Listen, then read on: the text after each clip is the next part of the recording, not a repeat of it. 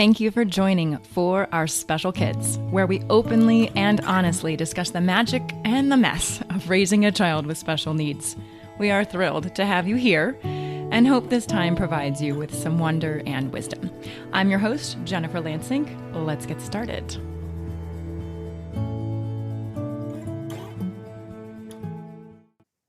I am joined with Stephen Forth again. First of all, because we're really excited about the December 14th community Zoom that we're doing, 5 p.m. Pacific time. The Zoom link is on the website. Just go there, click on, I think it's Community Zoom, and you will get all that information. You don't have to register. You don't have to do anything.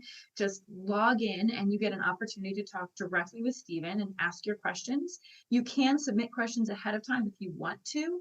You can send those to jen@forspecialkids.com, and then I can give those to Stephen ahead of time if you don't want to ask questions live on Zoom. Some people just don't like doing that. Okay, so I am here with you, Stephen, and I have just had so much amazing feedback from the podcast that we did together, where we really talked more about like the behavioral response of what happens when I interact with Teal and when parents interact with their children. We didn't talk about self-monitoring. We didn't talk about what you do with clients and parents and families before that step. So will you start there and kind of talk us through the process that you take and why that process is so important? Yeah, well, I've over time realized that, just telling people how to respond to behavior produces a definite change in the way that people interact. But we have this phenomena in behavior called the extinction burst, which is this idea that when you stop giving people the reinforcement that you were giving them with your reaction, that they don't just immediately stop the behavior that was unexpected, they actually increase the level and intensity and frequency of that behavior to get back that old reaction that they used to get from you. And so in that point in time, most parents, they say, oh, wow, what we're doing is not right because the child's behaving even more extreme than they were before, and maybe this is not the right path. And that's expected. It's shown in the research that when you take away reinforcement from a behavior that was previously reinforced, it goes up to 3 times the intensity that it was before it slowly subsides to nothing. And that's why I've kind of changed the way that I approach things by not giving everybody all of the response techniques that I gave you in the last podcast right off the hand. What we really want to do is provide the individual with a lot of good reasons to go the opposite direction. And so what I do is I create self-monitoring systems for anybody that's developmentally over 5 years old. I found this technique to be highly effective with the families that I work with. I incorporated a few of your suggestions, right? And what did Teal do? Holy bananas. She started screaming. She started hollering. And I looked at Alex and I was like, well, this is what's called an extinction burst because you had mentioned it in our last episode. I was like, we got to stay the course. But okay, so this is really good that now we're getting the self-monitoring. But it is true. It did happen. And it almost happened more to me, like that swatting and it happened more to me. And I got extremely frustrated. So this is perfect timing. Let's continue. So what we do is we create goals. And I just want to say something about the extinction burst. It's a phenomena that we would all experience. For example, if your company decided that that wasn't doing very well and they had to cut everybody's pay, people wouldn't automatically go, okay, I'll take less pay. They would engage in behaviors that are unexpected. They would not come into work. They would write their boss's boss. They would act in ways that are even more extreme before they got used to the idea that they were going to get less reinforcement. So this is a common human phenomenon. It's not just a kid thing, but that's really what we want to address. And the way that we do it is kind of provide a performance-based bonus for doing the right thing. In this situation, if it was gentle hands with Teal, we'd show her that when she uses gentle hands to get our attention, that she gets a lot of our attention very quickly. And we'd show her that's her goal. And we might even make a little social story for her that explains what gentle hands is and how happy mommy is whenever she uses gentle hands. But for kids that are over 5 years old developmentally and can really understand contingencies, what I do is create goal work. And I usually start off with 9 goals. And these goals sound something like: I gained permission before I touched other people. I got ready for school by 8 a.m. I did everything on my routine list by 8 a.m. And usually we provide executive functioning supports like a list, a little checklist. But what we reinforce on the chart is that final time of getting ready. I played gently with my brother and sister. I asked mom when I wanted a hug, things like that. And these kids accrue points in this system, and they can use these points in exchange for money to buy stuff that they prefer, time to watch videos, things like that. And so what we do in effect is create a direct connection between the opposite of the behaviors that we are not preferring to see in the situation and the reinforcement, and take the whole confusion of adult approval out of it. Because as we talked about last time, some kids don't prefer adult approval. They actually are more reinforced by someone reacting in a large and big way to their behavior. And so what we're trying to do is circumvent that mechanism and say, look, if you just do this thing that is the opposite of your behavior, you get what you want, because it's confused. Sometimes as adults, we try to give kids things to stop behaviors. We say, oh, if you just stop doing that, you get what you want. But in that moment in time, like I talked about last time, we end up reinforcing the behavior. We end up making it worse because they go, oh, I was having a behavior and then I got what I wanted. So that's really, really convenient for them. But this system sort of encourages the parents to look at it from a different point of view and go, wait a second, I'm going to spend 10 minutes a day talking about how well they did with all these behaviors that are the opposite. So we shift the parental attention from the behavior to the opposite of that behavior with a chart. It's not just your basic chart, star chart, gold stars. It actually has another element to it, which is what I call adult agreement. So we actually have the child rate their own behavior themselves on how they did it. We don't tell them how we think they did first. We let them rate their behavior. And then from that point, we add what I call bonus adult agreement. Like, if we agree with what you put down, you get extra points. We're not going to make you change it, but if you want to change it to get our agreement, that's good. So it really circumvents the whole argument that most monitoring systems have. And that's why it's called self-monitoring, because they get to reflect on it themselves first and then move on to our opinions. Because there's this concept called theory of mind, where people have a chance to reflect what their behavior looks like from the outside. This idea that I do things to other people because they're things I would want done to myself. And kids with sensory differences, kids with developmental differences, that theory of mind isn't really well developed most of the time. They're all about themselves. If you're talking about autism, the word autism means to the self. I care very deeply about my perspective, and other people's perspective takes a very far back seat to my perspective. And so that's what we do with adult agreement, is give them a chance to practice on a daily basis what their behavior looks like to us, how it feels to us. And it works on that, repetitive, I'm going to sit down every day and talk about what you should have been doing in this situation. And if you didn't do it today, that's okay. Just try again tomorrow. And it really takes out the punishment aspect in a big way. It's just like, did you get reinforcement or did you not get your reinforcement? Okay, if you didn't, just try again tomorrow. And that's the approach that I really encourage. It works really well with kids with ADHD, or that diagnosis that we call ADHD. But it was developed basically, in the realm of kids with autism. But those kids gave us this treasure about understanding people who don't really care about other people's perspective. And that's why this whole body of work was developed. So.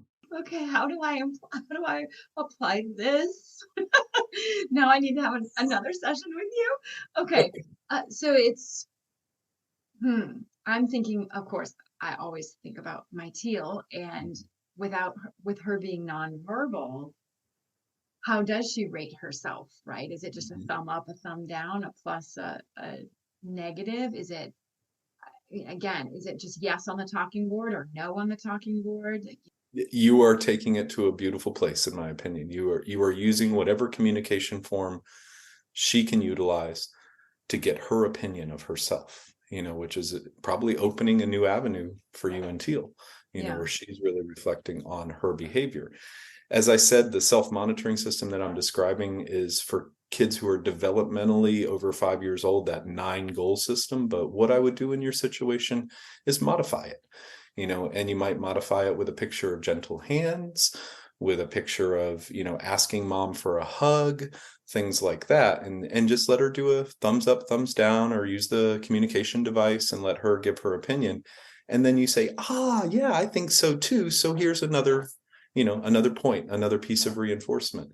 But in the moment with Teal, you can simply do it with your reactions to her behavior too. That when she chooses to be gentle with you, you drop what you're doing and you give her full attention. That's the application of the work in the moment right there. If Right. she can deal with what we call a longer term contingency, waiting till the end of the day to get a reinforcer, then we adjust accordingly. But where we meet her is where she's at. And she is in a very small time frame of reinforcement. She needs immediate feedback on her behavior. So really the reaction protocols that I gave you are going to be effective, but you are going to experience an extinction burst as a result of her not being able to hold those contingencies for a longer period of time. But as she develops, that time's going to increase. And it's also going to be increased by your expectation of what she can absorb. We have a tendency to freeze our kids developmentally where they're at and not grow them in a way that they can actually grow. We have to be the directors in that situation and say, hey, I think you can handle a slightly longer term contingency, or we can wait a little longer to reinforce you now. But that time frame has to go up in a very incremental way with her right now. But in the moment, it's responding when she's appropriate really quickly and really slowing down your responses when she's inappropriate and letting her go through her little extinction burst. But then her mind's recording and saying, oh, it's much quicker when I do it like this than when I do it like that. Right. It's so fun. Okay, it's so good to talk to you because I'm looking back and I'm thinking, oh, she has been doing a lot more gentle hugging with me and reaching out. Like even today, like I had a really soft, like cashmere sweater on, and she just wanted to love on it. And instead of me being like, okay, we're late for school, come on, I just stopped everything, like you said, and I just let her hug. And then she pulled away, and then she hugged, and then she pulled away. And I just let her do it until she was done and she received what she needed. But it was after I did a celebration for her responding to, and it is time demand. She wasn't doing something. I asked her, and finally I was like, Teal, it is time for you to do this. And I waited and I counted your 10 seconds and I didn't even have to say it again. She did it and I was like, high five, Rach. I don't know if that's right, but I was like, awesome. Thank you so much for listening to mommy. And I just gave her positive reinforcement. And then I was like, hey, now come on. Like I didn't let it go on too long. I was like, all right, now follow me into da. We got to go do this. And she's like, okay. And she followed. But I am starting to see some more gentle behavior. She's a very gentle child. I mean, hello, she's loving and whatever, but she hits me a lot. And so she's starting to shift that a little bit. So yes, high five for mom. High five. No one can see that, but I just got a high five and see that on the Zoom. Okay, so I think we should stop because holy wow. People are going to just be like, I can't wait to ask Stephen my questions on Wednesday. So let me just remind you, December 14th, so 2 days from now. So this is the 12th, 2 days from now, 5 p.m. The Zoom link is on the website. You can submit questions ahead of time, like I mentioned, or you can just ask questions live. And I think bringing real specific examples, we don't need the whole history of your child and all of that. And we'll set those expectations on the meeting. But I think just really having people get a chance to ask you personal questions is just a huge gift. And I know that isn't offered to everybody. So thank you for extending it to our audience and spending time with me to do this extra little episode, but then also just to give everyone an opportunity to get in touch with your wisdom and your perspective. So thank you for spending time with me, and we will see you in a couple of days. Thank you, Jen. I really appreciate you opening this doorway so we can share this work with other people, and also bringing your own daughter into our conversations, your personal life, and helping everybody by sharing your just the details, the nitty-gritty of what you're doing. It's really, really special. So thank you. Thank you. I talk about the magic and the mess, right? It is messy, and I'm in a messy situation, and you're really helping me get through some of the mess. And Alex, too, my husband, he's listening to your episodes. He's going to join us for the Zoom. I think it is important to do that family togetherness where we're all on the same page. It's just like training a dog. I mean, I that's so bad, but you got to have consistency. And if I'm doing one thing and he's not, man, we have a mixed up child, I would imagine. Yeah, and that's key and pivotal to my work. I strongly encourage, because I'll be honest, a lot of the moms reach out to me. They're the ones who make the contact, they're the ones who recognize the help is needed. But the first question I ask is, okay, can we get dad on the call too? Is that going to be possible? If not, let's move it to a different time when he's available. So we make sure to get both parents involved, because behavior eats variety for lunch. It really does. Unexpected behavior loves a varied reaction to it.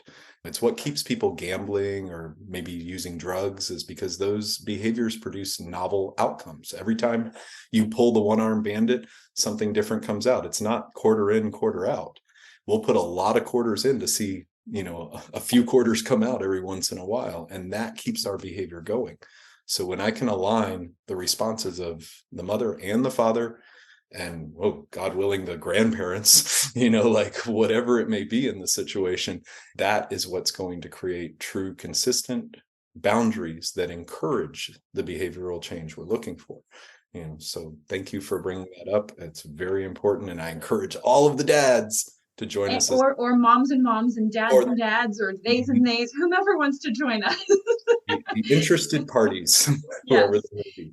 Absolutely. And thank you for reminding me. I'll totally extend the invite to my mom and to my dad so that they can listen and we're all on the same page. Golly, thank you so much for reminding me to do that. Sometimes my mind scares me. Okay, and I adore the analogy of gambling. That was such a poignant point. So, all right, we'll see you in a couple of days. Thank you so much, Stephen. Thank you so much for joining us today. I hope you found one or two meaningful nuggets of information to make your day better.